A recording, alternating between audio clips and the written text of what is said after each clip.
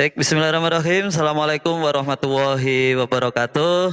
Waalaikumsalam warahmatullahi wabarakatuh. Selamat siang, Sobat Semesta Menghijau, Sobat Balai Pelatihan LHK Bogor. Pada siang hari ini kita tetap semangat nih di Belanakan Subang. Alhamdulillah di tengah-tengah kita ada tiga para guru kita, para orang tua kita. Nanti kita akan sharing beberapa hal terkait dengan pengelolaan hutan mangrove. Alhamdulillah membersamai kita ini ada Bapak Kepala Balai Pelatihan LHK Bogor. Sehat Bapak? Alhamdulillah sehat. Alhamdulillah sehat. Ini ada Bapak Kamarudin, beliau Kepala Balai Pelatihan LHK Bogor. Terus kemudian ada Pak Haji Samsudin. Siap.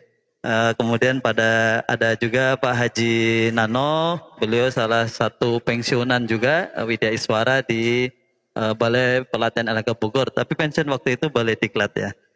Baik Sobat Semesta Menghijau, pada siang hari ini tadi kita sebenarnya dari pagi nanti bisa lihat juga di beberapa tayangan kami. Kami sudah berada di tadi mengunjungi lokasi hutan mangrove, kemudian kita juga diceritakan bagaimana sejarah. Mungkin dalam podcast pada siang hari ini kita mencoba ingin menggali lagi lebih dalam dan mungkin nanti juga ada juga harapan-harapan dari teman-teman kelompok tani, kemudian juga para sesepuh kita, dan kemudian secara kebijakan atau secara kelembagaan nanti seperti apa.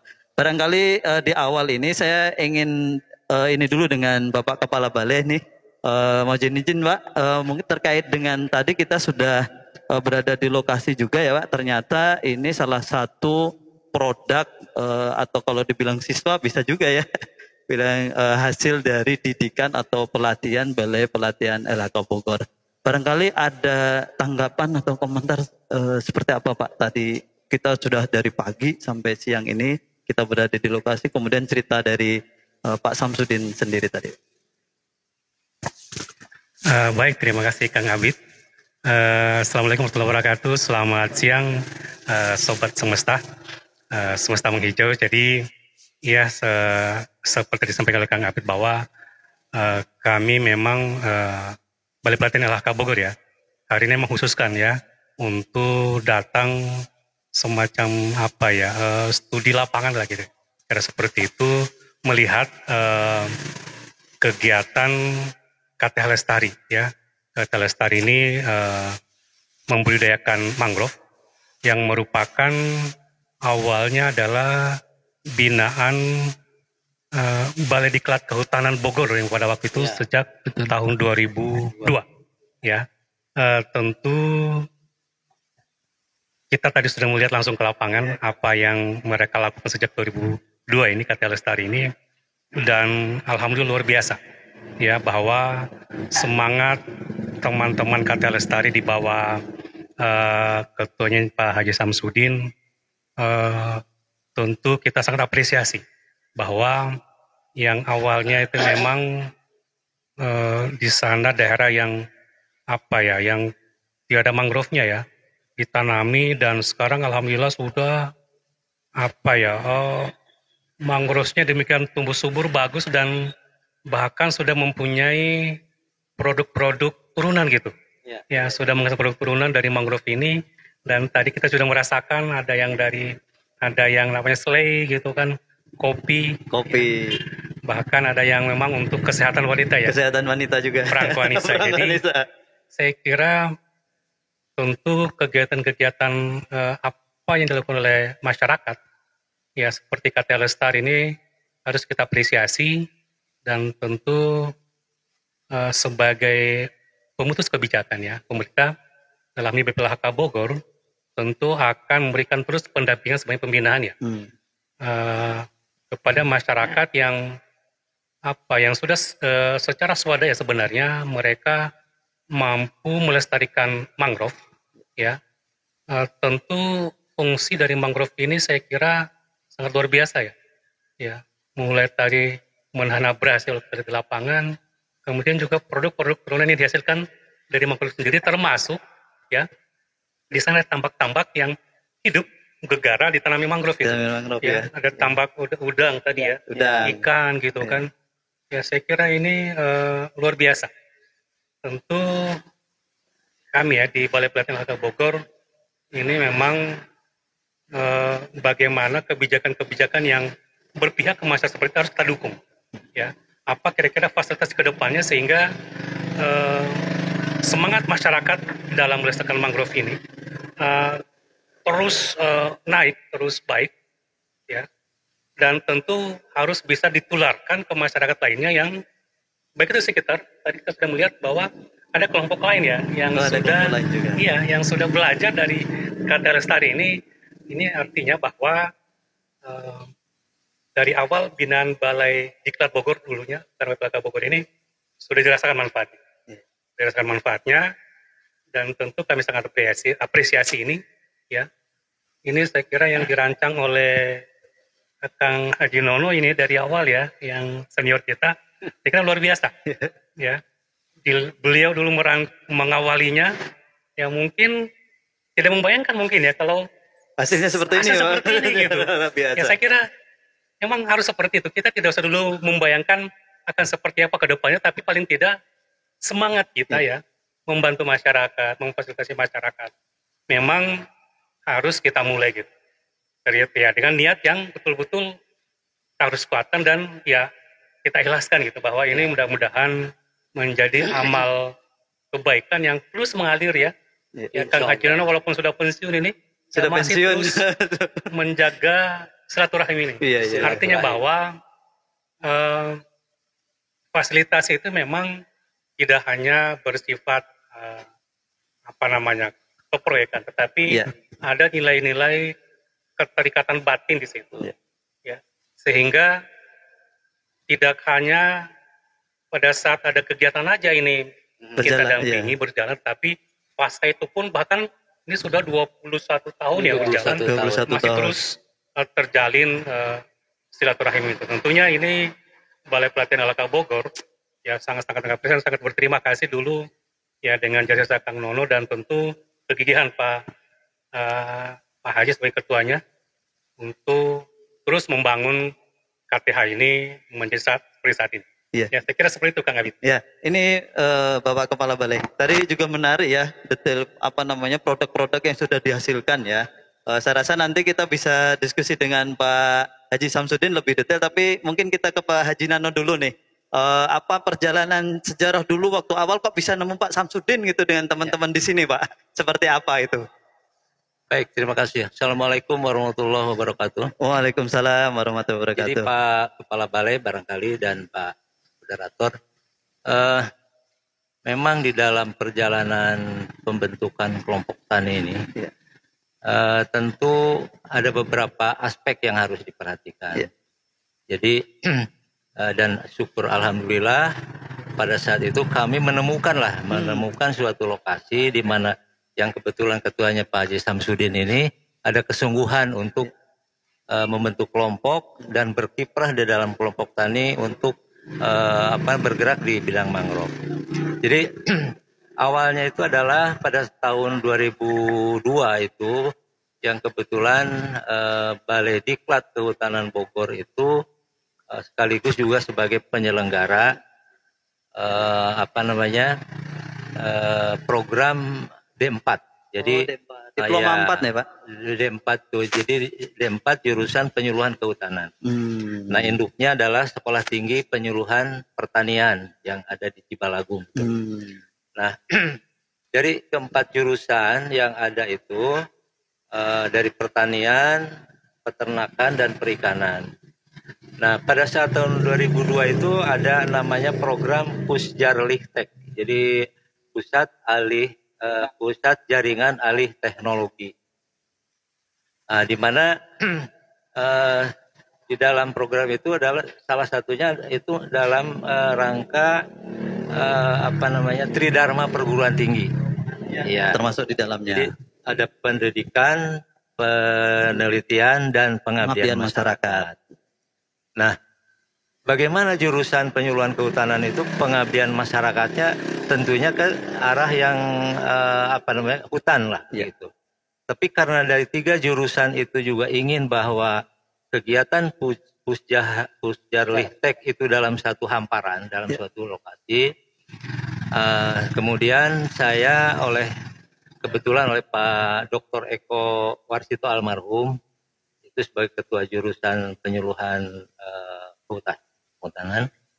Saya diminta mencari lokasi di mana yang kira-kira bisa mengakomodir dari keempat kepentingan ini kan. Oh gitu, jadi integrasi gitu ya Pak ya, dari tempat jurusan bisa ini. Kemudian saya kontak dengan teman-teman penyuluh kehutanan yang ada di Subang. Setelah itu karena saya punya pikiran wah kalau begitu mungkin ini harus ke hutan mangrove begitu, karena di situ kan ada sawahnya, ada petambaknya kan gitu ya. Terus nanti peternakannya, misalnya itiknya bisa masuk kan gitu. Nah setelah dapat informasi dari dinas waktu itu ya dinas kehutanan lah ya, dinas kehutanan kabupaten, ada Pak katanya di Belanakan coba ternyata di sini di Langansari. Nah pada saat awal itu ya kami kebetulan belum terjadi kelompok tani ya Pak Haji ya. Oh masih sendiri? Belum terjadi. Belum terbentuk. Nah melalui berbagai pendekatan, persuratan, kemudian kita berkoordinasi dengan Dinas Kehutanan Kabupaten dan meminta untuk diadakan semacam pelatihan begitu. Pelatihan dulu ya Pak Haji ya waktu itu. Pelatihan, nah tentang fungsi dan manfaat mangrove. Waktu itu berapa jumlahnya Pak pesertanya? 30 ya. 30 orang.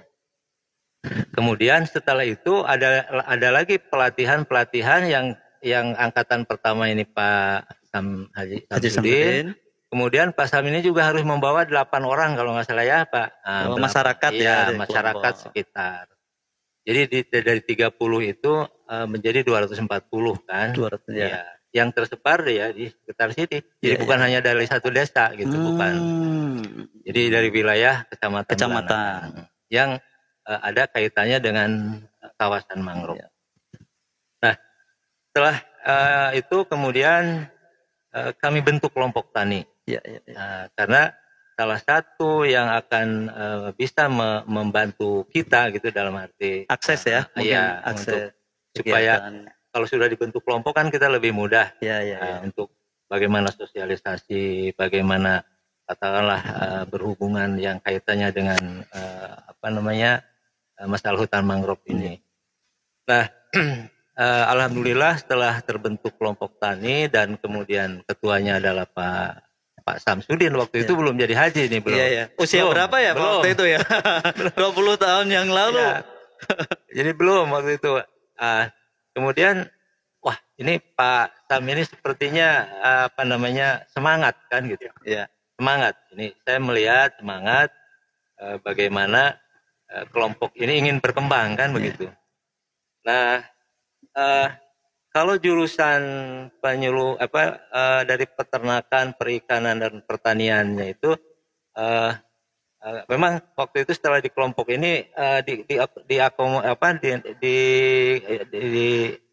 di-handle oleh kelompok ini. Jadi ada peternakannya itu itik ya Pak Haji. Oh itik ya? Ya itik yang dikembangkan. Terus kalau dari perikanannya bandeng sama udang ya.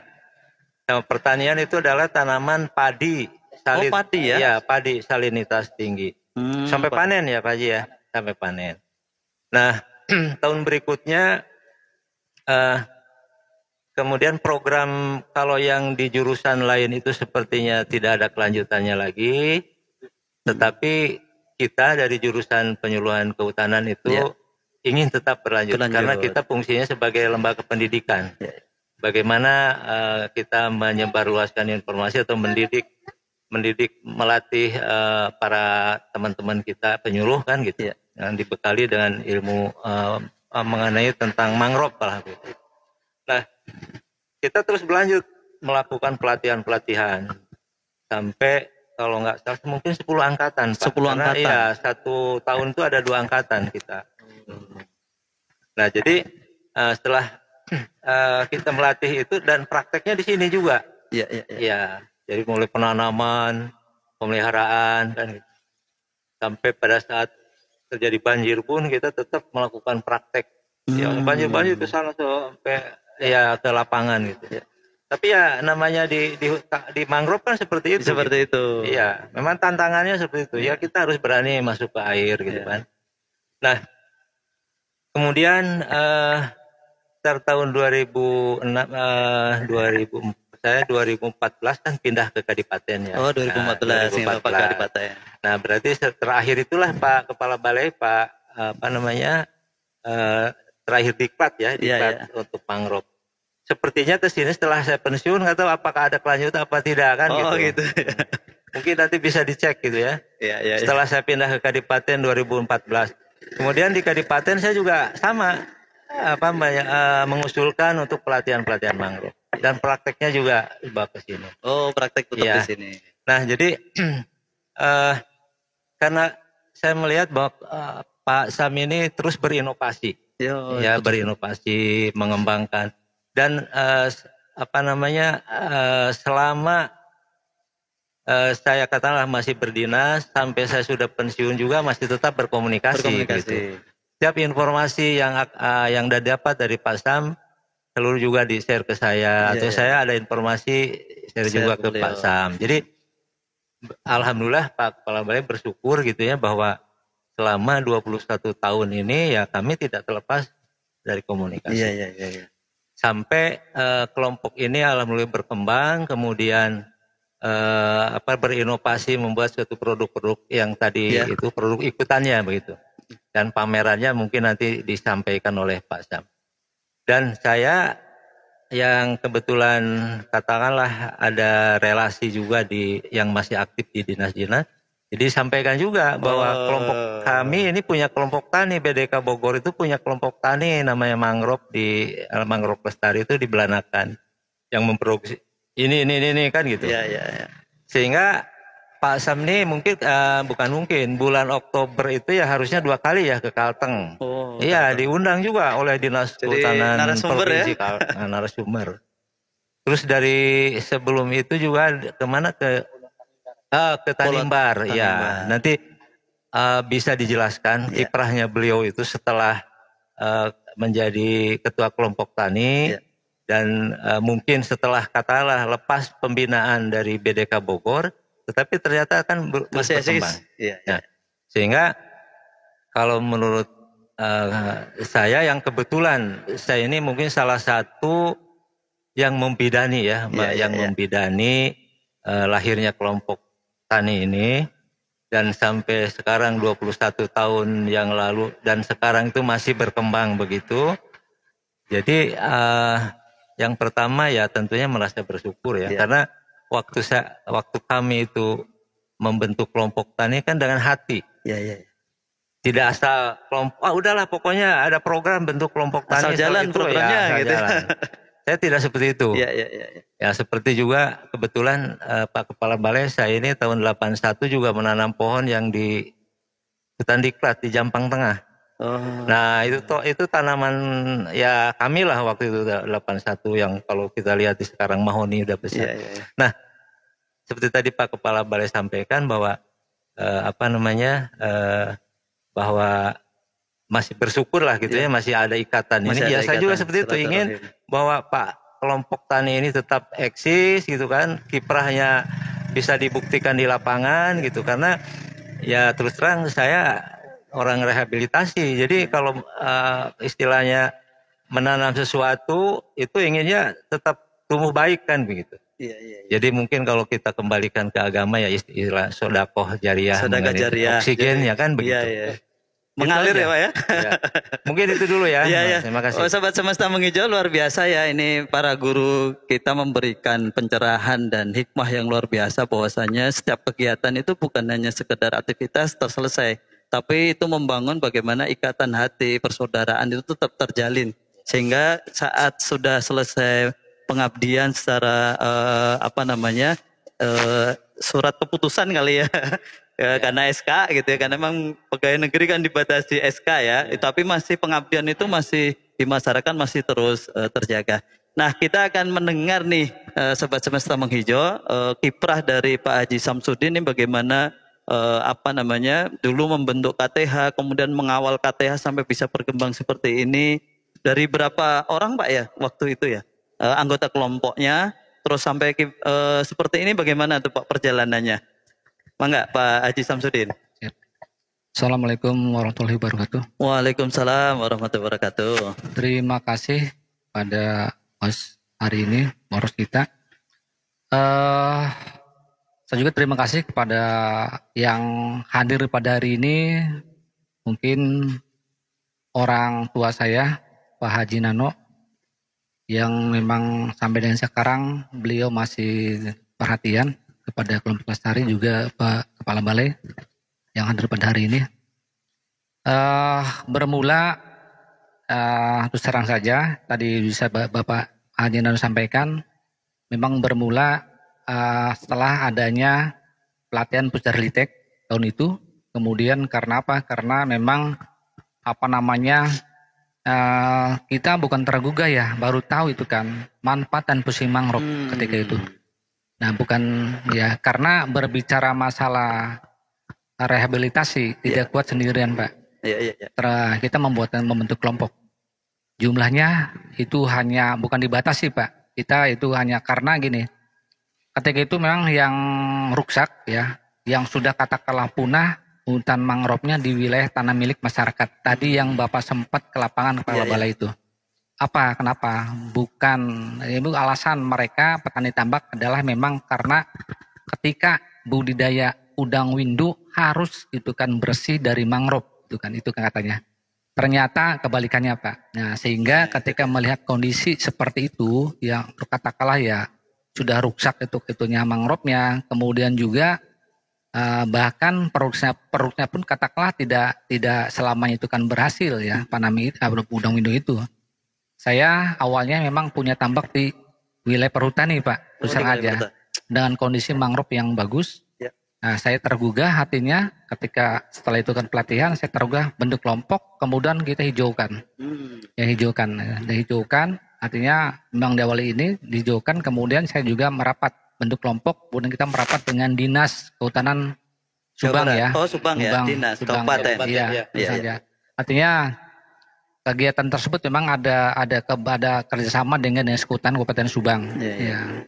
Itu terus aja. Jadi saya melihat kondisi dan gini, dengan kondisi mangrove di waktu itu kan saya tambaknya di perhutani, kemudian ini di tanah milik, itu kan sudah beda banget pendapatan produksi tambaknya, beda banget, terutama dari pendapatan udang harian ya, udang harian, udang alam. Kalau udang harian ya? Udang harian, maksudnya itu kan ada udang alam, tapi pendapatannya itu kan bisa dipanen tiap hari dengan cara memasang bubu, pakai bubu Pak, pakai bubu, itu udang alam.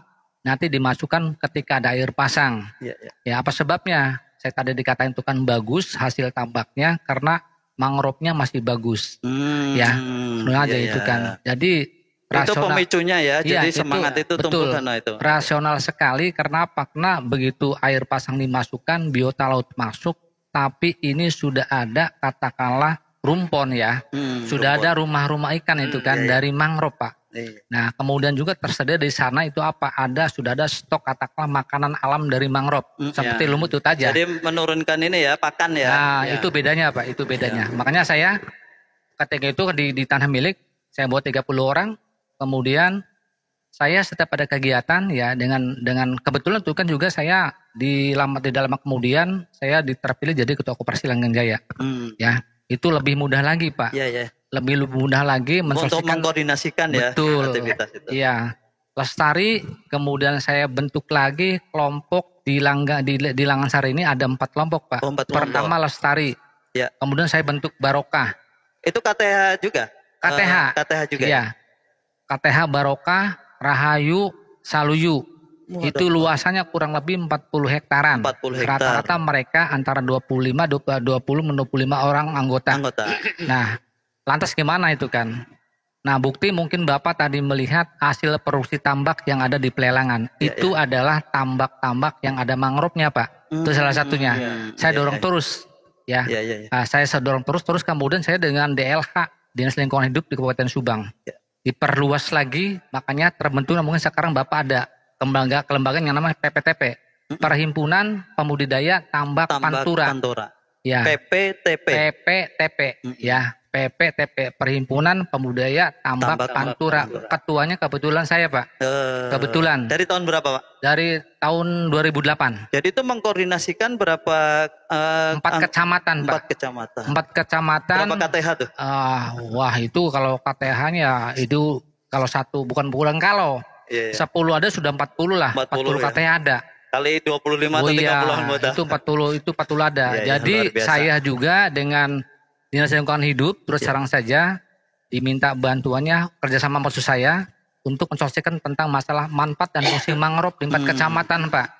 Plus dengan apa? Plus dengan ya katakanlah apa sih yang feedback itu kan ya dari mangrove tersebut itu kan. Manfaatnya apa? Manfaatnya itu ya, kan apa ya. Gitu jadi ya. ketika masyarakat mengolah mangrove, kemudian apa yang dihasilkan dari mangrove? Lebihnya apa sih kelebihan dibanding dengan itu salah satunya. Gitu ya. Di samping secara aspek ekologi, manfaat ekologi, jelaslah itu kan untuk budidaya ya. Itu mungkin tadi Bapak lihat bahwa di aspek di budaya itu kan tidak hanya satu komoditas. Jenisnya yang yang ditanam, yang tebarnya ada jenis ikan, maksudnya ada ikan bandeng, ada udang windu bisa, ada udang paname bisa itu kan, ada juga rumput laut bisa. Ya, itu salah satunya itulah. Jadi nanti akan terbantu pakan alaminya dari mangrove, Pak. Dari mangrove. Karena gini, kalau saya memperhatikan kalau jam 9 siang, kira-kira jam makan ikan, saya ke lapangan, Pak. Coba apa sih itu kan aktivitas itu kan ikan ketika jam sekian? Jam 9. Karena gini biasanya masyarakat petani memberikan pakannya jam 9, jam Pak. 9. Ternyata yang tanpa pada kasih pakan, Pak. Contohnya begini, Pak Ji. Itu kan kalau ada akar mangrove yang dari jenis Avicenna marina, itu kan panjang. Yang panjang juga ada yang akar napasnya ke atas, itu akar pensil. Ditumbuhi lumut itu akan bersih, Pak. Berarti itu makan lumut. Pertandanya dimakan. Kalau ada misalkan ada rumput ya, ada rumput di sana rumput asinan namanya, itu kan ditumbuhi lumut, itu akan bersih, Pak. Itu salah satunya. Berarti mangrove ini terus terang saja dari aspek ekonomi juga bisa menekan biaya budidaya.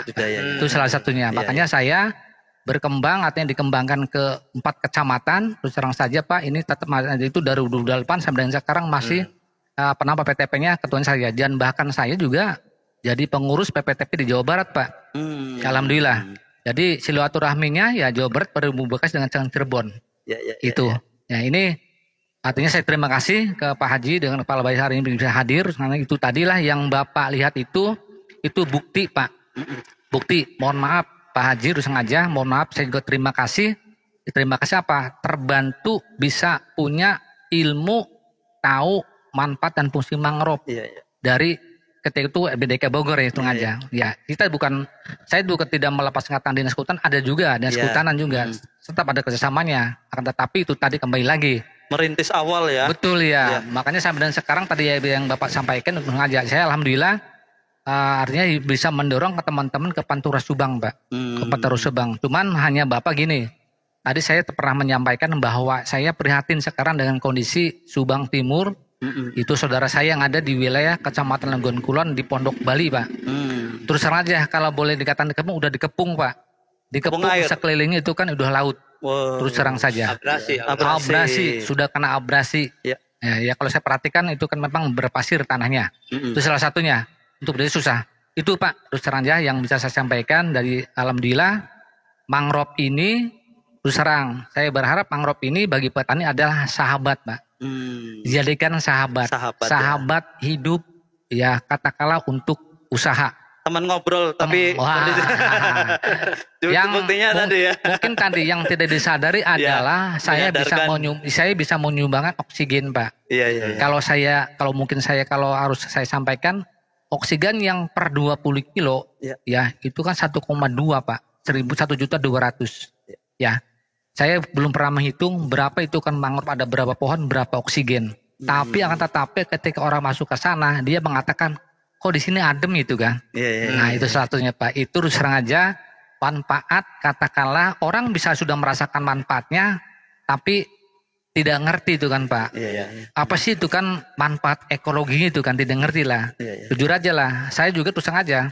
Saya memang dibekali tahun 2002. Kalau bagaimana sebelumnya mangrove sudah ada, tapi nggak ngerti. Tapi gini, Pak Haji terus aja. Yang saya memang tahu ya, ini yang saya tahu dan memang ini katakan yang harus saya sampaikan bahwa ternyata mangrove itu ya itu tadi itu bisa mengantarkan produksi budidaya tambang itu bisa bagus. Ya. Karena apa? Jadi dulu di tahun 80-an populasi mangrove-nya bagus, kemudian mungkin karena stok makanannya bagus, itu udang masuk itu aman di dalam. Ketika nanti di bulan 12 Pak, itu bulan 8 itu 10 itu masuk ke air pasang terus. Nanti di bulan 12 Ya. itu biasanya mereka panen. Udang bubunya itu kan banyak. Ya. Itu salah satunya Pak.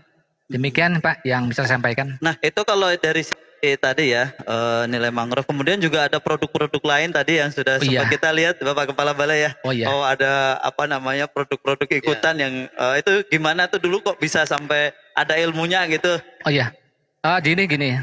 Saya memang pernah mengikuti pelatihan diklat itu kan di Bali. Ya. Dengan oleh-oleh, artinya gini oleh. Ya dengan oleh saya baca buku lah. Itu awalnya, saya baca buku. Ternyata itu itu kan sebuah inspirasi saya. Bisa katakanlah mendorong itu kan apa? Wah ini kata saya ini sebuah solusi. Apa solusinya? Solusi bagaimana mengatasi kerusakan hutan, Pak. Kan itu salah satunya.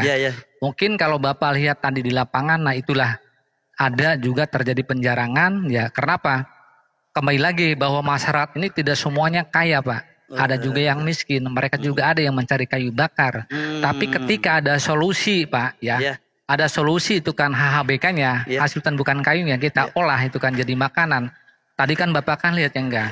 Saya bukan menyulap, tapi dari Sonaretica solaris atau alba itu dibuat bisa selai. Atau dibuat minuman bisa Pak, dibuat dodol bisa. Saya buat itu yang saya pasang di depan itu bukan bohong. Iya, pelang ya. Tadi saya lihat pelangnya itu. Itu bukan bohong Pak, itu semua sudah saya olah. Ya, ternyata dari mangrove itu bisa diolah. Ya, dari tadi Sonaratia itu kan. Kemudian sekitar dari apa? Dari Avicenna marina. Itu bisa juga dibuat olahan, dibuat keripik ya. Kemudian dibuat tepung bisa. Dari joporanya. Jopornya bisa juga dibuat minuman serbuk, dibuat herbal, obat herbal ya. Namanya Prangko Anissa. Itu asli Pak Kepala Balai, itu kan produk lestari lah aja. Itu asli. Itu sudah dipraktekin juga ya? Saya membuatnya atas dasar eksperimen dulu. Eksperimen ya. Terus terang aja Pak Kabalai. Berarti dengan pasangan hidup betul? Wah, pasangan hidup terus terang aja. Itu salah satunya Pak. Jadi banyak beberapa memang jenis mangrove yang tadi saya ditanam di lapangan. Ya, itu memang ginilah.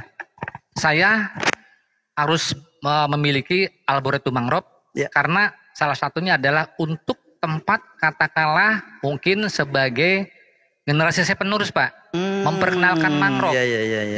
Jadi nanti orang datang itu kan tidak hanya melihat bako-bako saja itu kan. Oh ternyata mangrove itu banyak itu kan. Mungkin kalau di Bogor adalah ya itu kebun apa namanya, kayak kebun buah lah. Ya kebun buah. Nah di sini saya akan arboretum mangrove ya. Arboretum mangrove itu salah satunya. Itu sebagai katakanlah sarana pendidikan, sarana pendidikan. Nah ini nanti akan edukasi ya. Itu salah satunya. Jadi kalau ya akan tetapi kalau ini diolah jadi makanan ini memang harus diusahakan spesiesnya harus lengkap Pak. Karena apa yang perlu diketahui bahwa mangrove ini itu kan buahnya kan tahunan. Ya contoh Avicenna marina Pak. Ya Avicenna ini nanti akan bisa Bapak menikmati hasil buahnya, olahannya nanti di bulan 12. Oh, bulan 12 ya. Nanti jadi panen belum ini ya. Belum, nanti di bulan Januari itu bisa panen raya. Nah, seperti Rhizophora. Makanya kalau sudah ke arah olahan ini spesies diperbanyak, Pak. Jadi nantinya akan continue dari masing-masing mangrove bisa diolah. Contoh Januari nih. Januari nanti kan ada jenis olahan dari Avicenna marina. Kemudian nanti kan di bulan Maret di bulan Maretnya itu bisa dari ini dari Sonaratia bisa dari buah Bruggenurija juga bisa. Itu Pak harus ini. Kalau Bruggenurija juga itu memang musiman bisa di bulan 5 ada. Itu selalu ada lah. Itu tidak kosong setahun lah. Sepanjang tahun ada ya. Tapi nanti kalau di bulan Rhizophora nih itu di bulan 8. Adanya nanti panen raya di bulan 9. 5 ada. Tapi kalau orang Panturan bilangnya papacal itu kan, kakarak itu kan baru panen awal. Istilah tadi papacal. Iya, jadi papacal teh lah. Jadi papacal itu kan katakannya panennya belum rame. Belum puncak panen. Belum puncaknya itu salah satunya. Papacal. Makanya salah satunya bagaimana misalkan antisipasi ketika itu supaya bisa proses continue. Itu continue. Jadi satu hal itu kan, contoh lah Rhizophora stilosa. Ya, Rhizophora itu kan kalau panen raya itu memang harus apa? Ini harus diusahakan dibuat ditepungkan, Pak. Atau Bruguera gymnorrhea. Diversifikasi produk ya. Betul. Jadi supaya dia awet. Iya. Karena apa? Karena itu tadi tahunan. Jadi ketika lewat bulan 9 ya, itu nanti kan kita ya bingung Pak, mencari di mana. Ya. Tapi kalau minta dibuat ditepungkan itu nanti kita punya stok. Ya, karena memang belum ini ya, belum tahu teknologi untuk penyimpanan buah ya, supaya dia karena lama. apa? Karena buah ini kan bisa dikeringkan. Iya. Tapi kerasnya bukan main. Waduh, itu kan kayu, Pak. Iya, itu buahnya kayu. Jadi nah, salah satunya yang paling itu kan gini. Karena kan yang namanya kalau Rhizophora, Apicida marina, Bruguera gymnorrhea itu kan punya kandungan getah kan yang memang banyak. Ya. Harus dibuang getahnya, proses pengolahannya lumayan. Jadi kalau andai kata itu memang itu memang saya pernah membuatnya itu kan cukup waktu 36 jam. Membuang getahnya baru itu aman. Itu pun saya memang selalu koordinasi dengan dosen kita yang ada di IPB, Pak Prof. Dr. Cacep Kusmana. Saya koordinasi Pak, ya. Saya koordinasi tentang masalah Pak kandungan gizinya masalahnya. Jadi jangan sampai mangrove itu kan dimakan, dikonsumsi, tapi justru tidak ada manfaat bagi tubuh. Memang berdasarkan riset ya. Berdasarkan riset. Terus terang aja. Kembali lagi, kenapa saya merapat ke IPB? Jujur saya Pak, saya pernah merapat sendiri ke LIPI. Saya dimintai biaya Pak itu yang jenis Rhizophora stilosa dibuat perangkuannya berapa? Saya dimintai biaya 12 juta Pak. Itu kan. Ada berapa mangrove itu kan. Nah, sedangkan saya adalah salah satu kelompok katakanlah membuat sebuah terobosan solusi bagaimana ini katakanlah masyarakat ini supaya tidak merusak hutan tapi manfaat ekonominya dari hasil buahnya. Itu salah satunya Pak. Iya luar biasa ini Sobat Semesta Menghijau. Pak Haji Samsudin ini, Bapak Kepala Balai, dari tadi ya kiprah dari Pak Haji Samsudin ini kan luar biasa ya. Dan dulu lahir itu dari BDK Bogor. Betul. Tapi yang jadi pertanyaan ini kan bukan wilayah layanan kita ini Bapak. Nah kira-kira seperti beliau ini bisa di-hire jadi narasumber untuk di wilayah layanan kita ya Pak. Bagaimana Bapak ini kalau ini tanggapannya? Ya, saya kira Pak Haji Samsudin saya kira luar biasa ya. Dan sudah mendapat penghargaan loh dari penghargaan ya lewat kegiatan dari Diwiata bukan Diwiata Wana dari kegiatan Wana Lestari sama itu ya PKSM Lestari PKSM kelompok tadi itu kategori KTH-nya saya dapat juara nasional ketiga tahun 2015 kemudian PKSM-nya saya juara 2 nasional Pak. Artinya bahwa beliau ini sudah level nasional. Level nasional ya. Tapi kita belum pernah ini. Jangan sampai kita tidak sanggup membiayainya di level nasional. Tapi maksud saya begini bahwa itu sudah pasti. Insya Allah bahwa kalau ada pelatihan ya yang bertemakan rehabilitasi mangrove sudah pasti bahwa karena beliau sudah teruji gitu. Sudah teruji, sudah menjadi narasumber tingkat nasional. Sudah ke Kalteng, ke Tanimbar kan gitu. Dan sudah mendapat penghargaan ya dari kegiatan BPD sendiri juga bahwa di Wana Lestari ya. Sehingga pasti tidak ragukan lagi kemampuan beliau ini ya. Sangat mumpuni. Oleh karena itu saya kira susah mencari sosok seperti beliau ini. Beliau sudah mempraktekkan ya, sudah berhasil ya, sudah diakui tingkat nasional.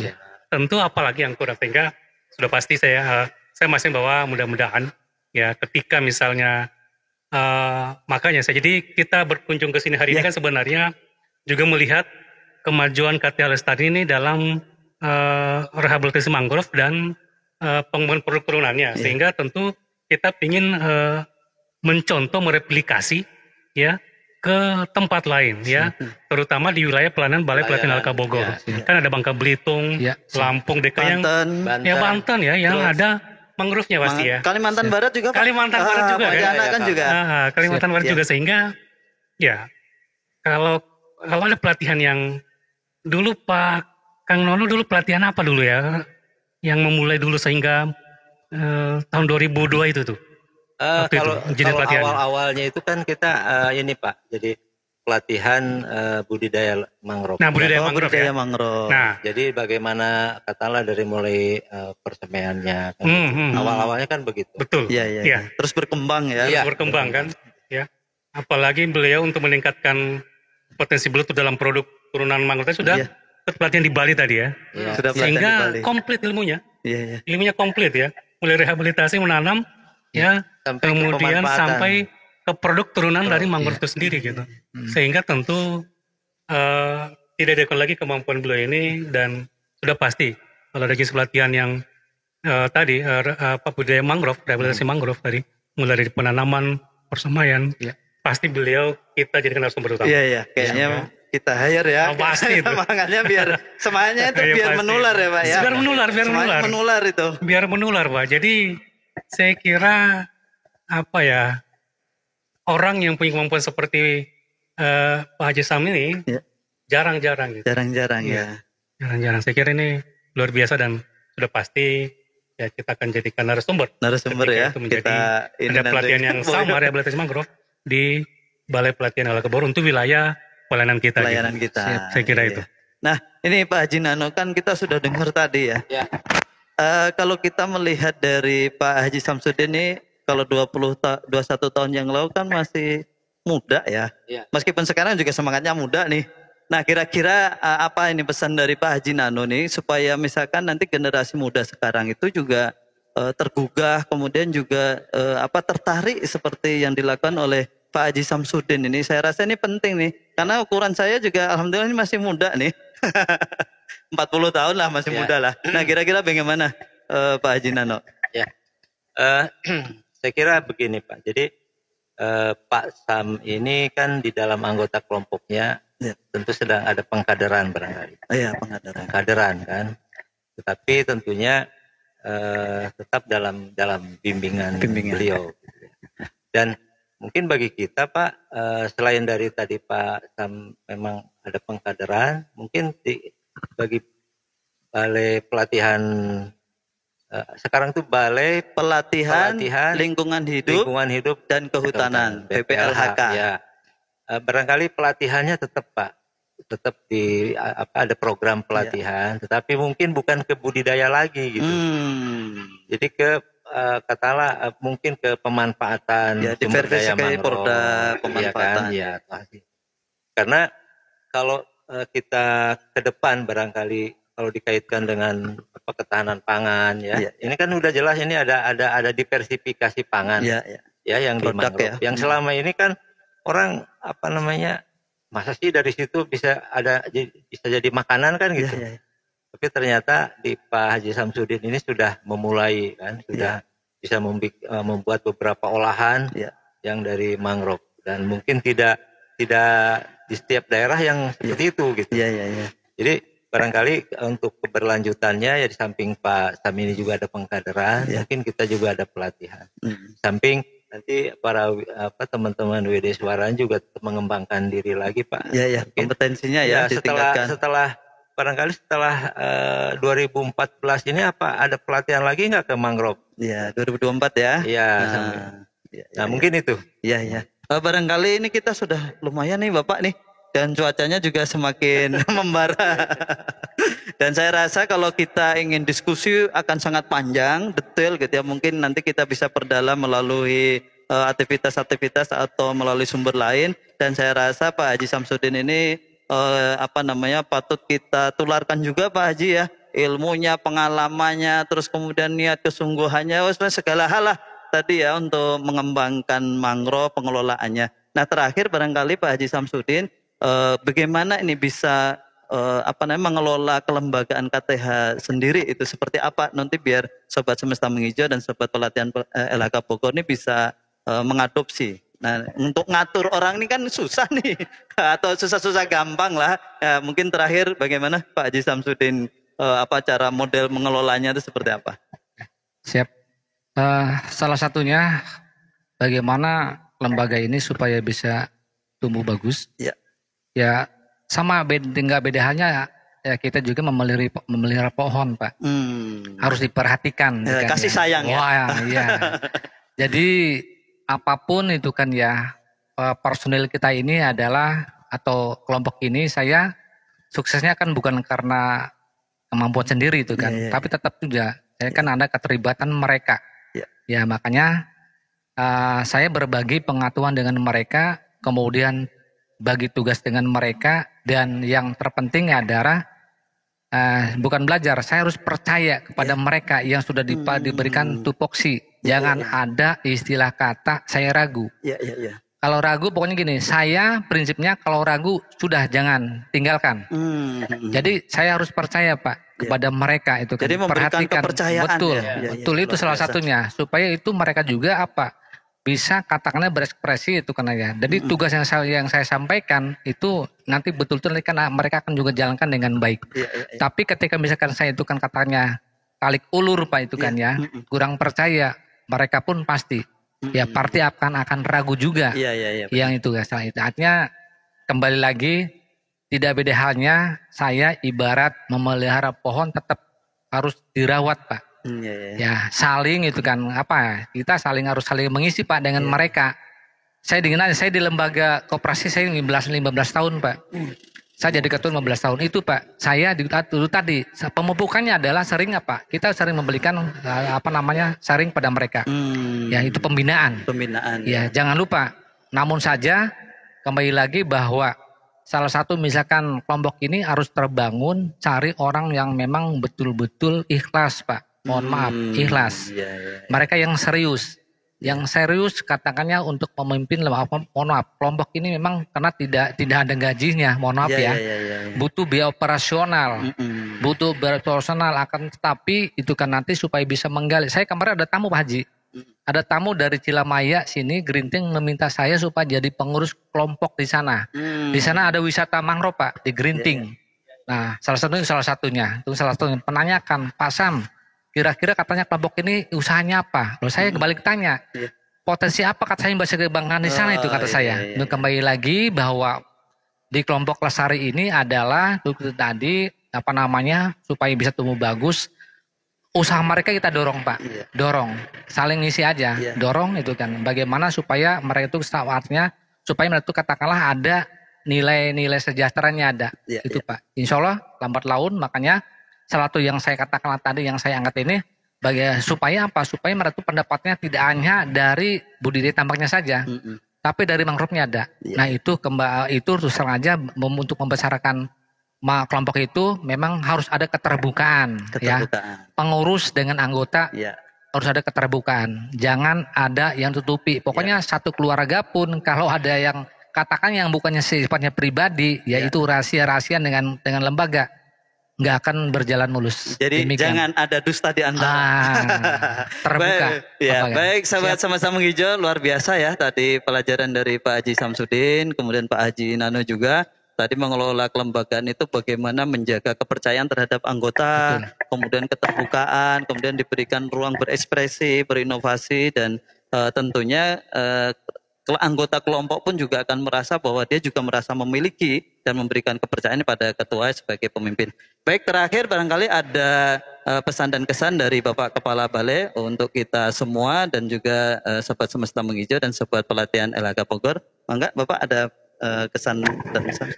Baik, terima kasih Kang Abid. Jadi Sobat Semesta Menghijau dan Sobat Pelatihan LHK Bogor, hari ini kita mendapat pembelajaran yang luar biasa ya di dalam baik itu dalam rehabilitasi mangrove dan produk-produknya termasuk bagaimana dalam pengelolaan kelembagaannya.